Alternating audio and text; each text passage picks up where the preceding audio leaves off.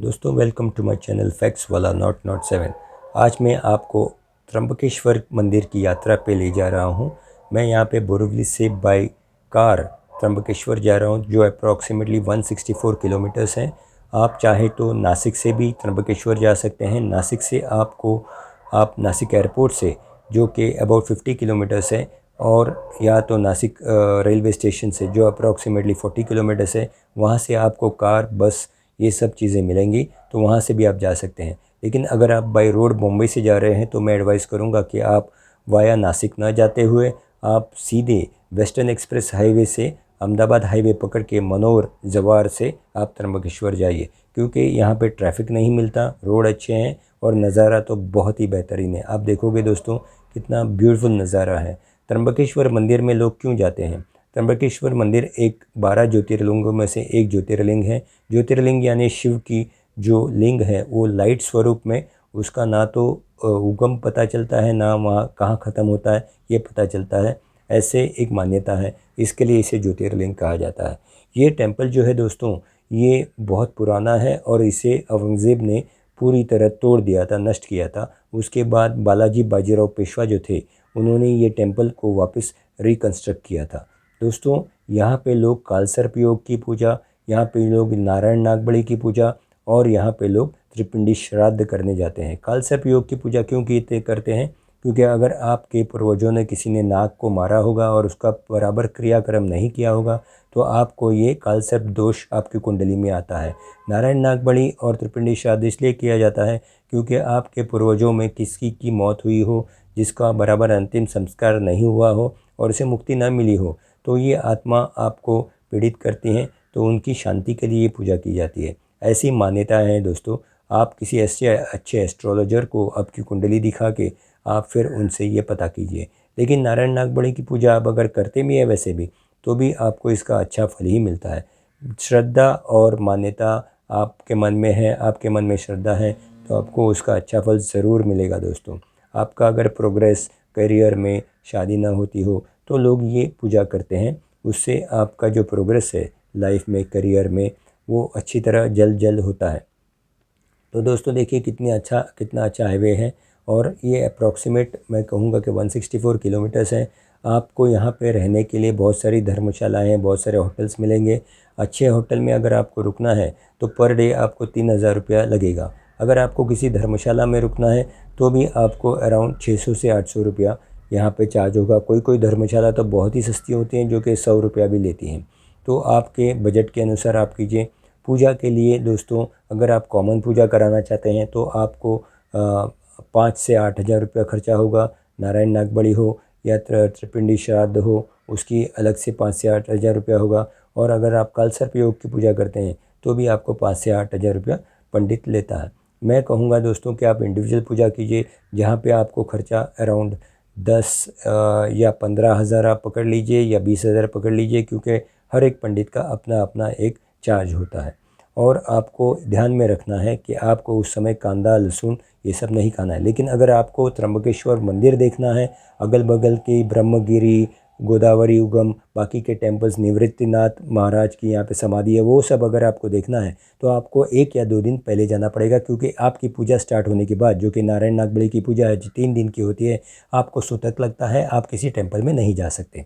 तो इसलिए दोस्तों आप पहले 1 या 2 दिन पहले पहुंचकर यहाँ का जो बाकी का जो सीन सीनरी है, या गोदावरी नदी का उगम है, वहाँ पे जो टेंपल है, ब्रह्मगिरी टेंपल है, निवृत्तिनाथ की समाधि है, खुद आपको अगर त्र्यंबकेश्वर मंदिर में एंट्री करनी है, वहाँ पे देखना है, तो आपको 1 दिन तो पहले जाना ही पड़ेगा। मंदिर बहुत ही अच्छा है और बहुत ही सुंदर है। देखिए दोस्तों, ये मंदिरों की कुछ तस्वीरें हैं, साइड से या अगल बगल से मैंने ली हैं। यहाँ पे आज थोड़े बादल छाए हुए हैं जिस दिन मैं आया हुआ हूँ। बेस्ट सीज़न यहाँ पे ट्रैवल करने के लिए दोस्तों अक्टूबर से दिसंबर तक है। आप श्राद्ध का पीरियड अवॉइड कीजिए, क्योंकि इतना रश होता है दोस्तों कि आपको रहने की भी जगह नहीं मिल सकती। तो इसके लिए आप श्राद्ध का पीरियड अवॉइड करके, हाँ, और एक चीज़ बताना बहुत ज़रूरी है, नारायण नागबली, त्रिपिंडी श्राद्ध और कालसर्प योग, ये कुछ डेट्स पे ही होती हैं। इसका कुछ टाइमिंग्स होता है, कुछ डेट्स होते हैं। तो आपको पहले पंडित से कांटेक्ट करके जो डेट्स हैं उस हिसाब से आपको उस समय पहले दिन जाना पड़ता है। ये एक बहुत बड़ा दीप स्तंभ है दोस्तों, जो कि मंदिर के प्रेमाइसिस में है। देखिए दोस्तों, कार्व्ड स्टोन का पूरा टेंपल बना है, बहुत ही अच्छा टेंपल है। ये उसका एंट्रेंस है। आपको यहाँ पे एक कॉमन लाइन होती है, जो कॉमन लाइन से आप जाओगे तो आपको कभी कभार रश के हिसाब से 3 घंटे 5 घंटे भी लग सकते हैं। लेकिन आप अगर टिकट लेके 200 रुपया टिकट है वो लेके जाओगे तो आपको 1.5 से 2 घंटों में दर्शन हो जाएगा, डिपेंडिंग ऑन द रश। तो दोस्तों, आपको अगर त्र्यंबकेश्वर मंदिर आना है तो आप, मैंने जैसे कहा कि नासिक रोड से भी आ सकते हो, जो कि नासिक रेलवे स्टेशन है, वहाँ से भी आप सब आ सकते हो। वहाँ से भी आपको बस या टैक्सी मिलेगी, या तो फिर आपको, जैसे मैंने मुंबई से कहा, वहाँ से आप बाई रोड जा सकते हो। लेकिन नासिक जाकर वहाँ से कसारा घाट आपको अवॉइड करना है। आपको अहमदाबाद हाईवे से ही वहाँ से मनोर वाया जवार आपको त्र्यंबकेश्वर आना है, जो कि रोड अच्छा है और ट्रैफिक जैम आपको नहीं मिलेगा। दूसरी और एक चीज़ दोस्तों, आपको अगर ये पूजा करनी है तो 41 डेज़ तक आपको कुछ खाना पीना, मतलब जो लहसुन या कांदा का खाना है, लिकर, ये सब कम्प्लीटली अवॉइड करना है।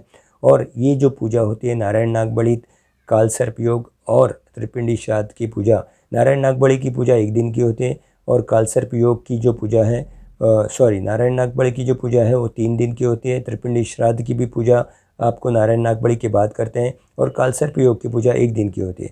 अगर आपको नारायण नागबली कालसर्प योग करना है तो आपको 3 सेट ऑफ क्लोथ्स, जो कि नए हो, धोती, उपरना और आपके जो अंडर गारमेंट्स है वो नए लेने पड़ते हैं। वहीं पे आपको स्नान करके ये कपड़े पहन के फिर उसी कपड़ों पे वापस पूजा के बाद स्नान करके उस कपड़ों को वहीं छोड़ना पड़ता है। तो इसके लिए आपको 3 sets of clothes, new clothes चाहिए, जो कि पंडित आपको सब कुछ बराबर बता देगा। आपको आपकी पहले कुंडली के हिसाब से आपको किसी एस्ट्रोलॉजर से ये पहले पता करना पड़ेगा कि आपको ये पूजा करनी है कि नहीं। और अगर करनी है तो आपको अगर कोई पंडित चाहिए या कोई आपको और इन्फॉर्मेशन चाहिए तो आप मैसेज करके पूछ सकते हैं। मैंने अभी ये पूजा की है और मैं पूजा के लिए गया हूँ। पहले दिन में पहुँचा हूँ क्योंकि मुझे मंदिर में भी दर्शन करने थे और इसके लिए मैं पहले दिन वहाँ पे, वैसे भी आपको पहले दिन शाम तक वहाँ पे पहुँचना पड़ता है क्योंकि वहाँ पे रुकने की व्यवस्था सब आपको अपनी देखनी पड़ेगी। वहाँ पे धर्मशालाएँ भी बहुत सारी हैं। हाँ, और एक चीज़ मैं आपको बताना भूल गया कि आपको एक 1.25 ग्राम का सोने का नाग बना के लेके जाना पड़ता है, बोथ कालसर्प योग के लिए भी और नारायण नागबली और त्रिपिंडी श्राद्ध के लिए भी। तो आप ये नाग अपनी तरफ से कहीं ज्वेलर से बना सकते हैं या फिर आपको त्र्यंबकेश्वर में ही बहुत सारी दुकानें हैं जहाँ पे यहाँ पे आपको रेडीमेड ये नाग मिल जाएगा। सब जगह दोस्तों क्रेडिट कार्ड चलता है, पेटीएम चलता है और गूगल पे चलता है, तो आपको वैसे ज़्यादा पैसे लेके जाने की ज़रूरत नहीं। फिर भी मैं कहूँगा जब भी आप यात्रा के लिए जाते हो तो 20-30 हज़ार साथ में लेके चलिए। ये देखिए दोस्तों, टेम्पल कितना भव्य है, सुंदर है। और यहाँ पे आपको थोड़ा डार्क दिखाई देगा क्योंकि यहाँ पे बादल बहुत छाए हुए थे जिस दिन हम लोग यहाँ पहुँचे थे और इस वजह से थोड़ा सा डार्कनेस आपको दिखाई देगा। पूजा नॉर्मली आप अगर सुबह सुबह करें तो रश कम होती है और इंडिविजुअल पूजा कीजिए दोस्तों, क्योंकि आपको अच्छी तरह पूजा का लाभ भी मिलेगा और पूजा का समाधान भी मिलेगा। देखिए दोस्तों, ये 200 रुपये वाली लाइन है। हमें लगा था कि लाइन ज़्यादा होगी नहीं, फिर भी हमको 1.5 घंटा लग गया लाइन में दोस्तों खड़ा रहने के लिए। और बहुत सारे लोग एक्चुअली टेंपल विज़िट के लिए आते हैं। लेकिन आपको मैं फिर कहूँगा कि ये जो सोमवार का दिन है, श्रावण के सोमवार के दिन होते हैं या फिर श्राद्ध पीरियड होते हैं, वो पीरियड आप अवॉइड कीजिए क्योंकि इतनी रश होती है कि शायद आपको होटल में रुकने की जगह भी नहीं मिले। बहुत सारे होटल्स हैं, खाना भी उसी होटल में मिलता है जहाँ पे आपको कांदा लहसुन के बिना खाना मिलता है। आप कोई भी खाना ऑर्डर कर सकते हैं, लेकिन शर्त यह है कि आप कांदा लहसुन ना खाइए और पूजा के बाद 41 डेज़ तक आपको कांदा लहसुन तो आप खा सकते हैं लेकिन नॉनवेज नहीं खाना है और लीकर कंजम्पशन नहीं करना है। ये मंदिर का फ्रंट एंट्रेंस है, अंदर में आपको नहीं दिखा सकता क्योंकि अंदर कैमरास अलाउड नहीं है। तो दोस्तों, आप जब भी मंदिर में एंटर करने जाओगे तो मैं कहूँगा कि आप ये 200 रुपये के टिकट लेके ही एंटर कीजिए, क्योंकि अगर कॉमन लाइन में आप रुकोगे तो बहुत बहुत बड़ी लाइन होती है दोस्तों। कभी 5 घंटे भी लगते हैं, कभी 1 घंटा भी लग सकता है, डिपेंड्स रश कितनी है। और दोस्तों, ये कुशावर्त कुंड है। ये कुशावर्त कुंड में आपको एक्चुअली स्नान करना होता है। यहाँ पे शाम को पालकी निकलती है भगवान की, लेकिन वहाँ पे पानी जो है स्टेगनेंट है, उस वजह से, और बहुत सारे लोग इसे गंदा भी कर देते हैं। तो इस वजह से हमने तो सिर्फ हाथ पांव धो लिए और बोतल में पानी हम हमारे होटल में लेके गए और वहाँ पे गर्म पानी में उसे मिक्स करके हमने स्नान कर लिया। वैसे बहुत सारे लोग तो इसमें जिन्हें ठंड बिंड नहीं लगती तो डायरेक्टली कुंड में स्नान करते हैं। प्रथा तो यही कहती है कि आपको कुंड में स्नान करना है, लेकिन अगर आपसे ये पॉसिबल ना हो तो आप डायरेक्टली वो पानी बोतल में भर लीजिए, अपने होटल में जाइए, बाल्टी में पानी मिक्स करके आप गर्म पानी से स्नान कर सकते हैं। और दोस्तों, ये यात्रा हमारी यहाँ समाप्त हो गई है और 3 दिन के बाद हम फिर वापस मुंबई जा रहे हैं। अगर मेरे चैनल को आपने सब्सक्राइब नहीं किया हो तो प्लीज़ सब्सक्राइब कीजिए मेरे चैनल को, फैक्ट्स वाला नॉट 7, और ऐसे ही वीडियोस के लिए बेल आइकन दबाइए। थैंक यू दोस्तों।